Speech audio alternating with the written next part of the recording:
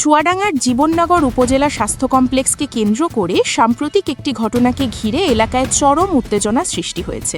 স্থানীয় বিএনপি নেতাকর্মীদের মধ্যে তীব্র ক্ষোভ ও প্রতিবাদের আবহ বিরাজ করছে। এই উত্তেজনার মূল কারণ হল সেনা হেফাজতে থাকা অবস্থায় জীবননগর পৌর বিএনপির সাধারণ সম্পাদক শামসুজ্জামান ডাবলুর রহস্যজনক মৃত্যু। অভিযোগ উঠেছে আটক অবস্থায় তাকে নির্যাতনের মাধ্যমে হত্যা করা হয়েছে। জানা গেছে, গত 12 জানুয়ারি 2026 সোমবার গভীর রাতে জীবননগর উপজেলা স্বাস্থ্য কমপ্লেক্সের পাশের একটি ওষুধের দোকান থেকে শামসুজ্জামান ডাবলুকে সেনাবাহিনী আটক করে। এরপর তাকে সেনাবাহিনীর নিজস্ব কার্যালয়ে নিয়ে যাওয়া হয়। রাত আনুমানিক 12টার দিকে তার মৃত্যুর খবর জানানো হয়। নিহতের পরিবার এবং স্থানীয় বিএনপি নেতাদের দাবি, আটককালীন সময়ে শামসুজ্জামান ডাবলুর ওপর অমানবিক নির্যাতন চালানো হয়। তারা অভিযোগ করেন, সেনা হেফাজতে থাকা অবস্থায় পরিকল্পিতভাবে তাকে হত্যা করা হয়েছে। একজন স্থানীয় বিএনপি নেতা বলেন, গতরাতে সেনাবাহিনী আমাদের প্রিয় নেতাকে আটক করে। আমরা খবর পেয়ে সঙ্গে সঙ্গে সেখানে যাই। গিয়ে দেখি যেই স্থানে তাকে আটকে রাখা হয়েছে সেই এলাকা সম্পূর্ণভাবে ঘিরে ফেলা হয়েছে। রাস্তার দুই পাশে সেনা সদস্যরা অবস্থান নিয়ে কাউকে প্রবেশ করতে দিচ্ছিল না।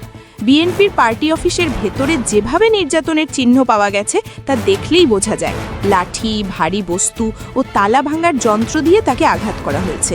এমনকি তার মুখে নোংরা গামছা গুজে দিয়ে নির্যাতন চালিয়ে হত্যা করা হয়েছে।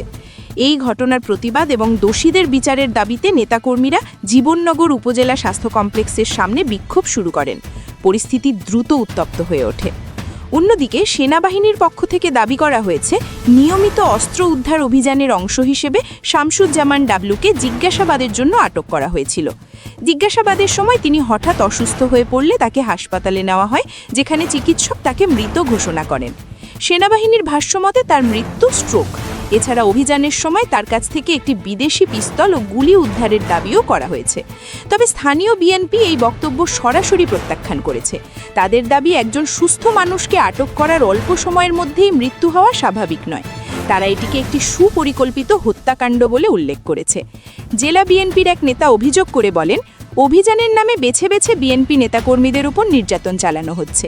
এটি একটি রাজনৈতিক এজেন্ডা বাস্তবায়নের অংশ।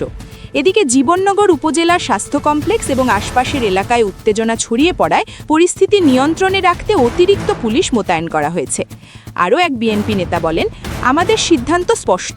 যতক্ষণ না প্রশাসনের ঊর্ধ্বতন কর্মকর্তা এবং সেনাবাহিনীর সর্বোচ্চ পর্যায়ের কর্মকর্তারা এসে নিশ্চিত করবেন যে এই পরিকল্পিত হত্যাকাণ্ডের বিচার হবে, ততক্ষণ আমরা আমাদের প্রিয় ভাইয়ের মরদেহ এখান থেকে সরতে দেব না। তিনি আরও অভিযোগ করেন, গত কয়েকদিনে ছাত্রদল ও যুবদলের নেতাকর্মীদের আটক করে তাদের বিরুদ্ধে দেশীয় অস্ত্র চালানের মিথ্যা মামলা দেওয়া হচ্ছে। সেই ধারাবাহিকতার অংশ হিসেবেই ডাবলু ভাইকে হত্যা করা হয়েছে। তার কাছে কোনো অস্ত্র ছিল না।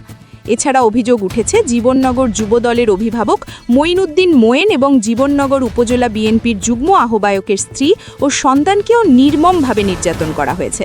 বক্তারা প্রশ্ন তোলেন, এই নির্যাতন কেন? কিসের অপরাধে আমরা যেমন অমানবিক আচরণের শিকার হচ্ছি? রাজনৈতিক প্রতিহিংসার এমন ভয়াবহ রূপ কেন? ঘটনাটি নিয়ে পুরো জীবননগর জুড়ে এখনও থমথমে পরিস্থিতি বিরাজ করছে।